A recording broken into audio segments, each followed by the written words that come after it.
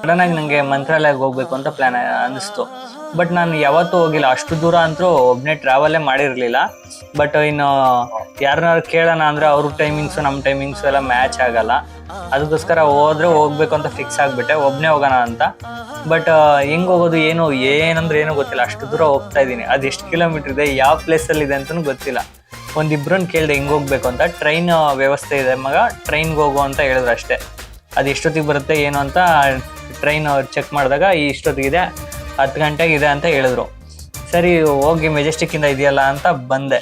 But ಮೆಜೆಸ್ಟಿಕ್ಕಲ್ಲಿ ಬಂದರೆ ಸಡನ್ನಾಗಿ shock, ಇವಾಗ ಒಂದು ಟ್ರೈನ್ ಕ್ಯಾನ್ಸಲ್ ಆಗಿದೆ, ಇವಾಗ 11 ಗಂಟೆದಿದೆ ಅಷ್ಟೇ, ಇದ್ರ ಮುಂದೆ ನೀವು ಹೋಗ್ಬೇಕು ಅಂತ ಹೇಳಿದ್ರು.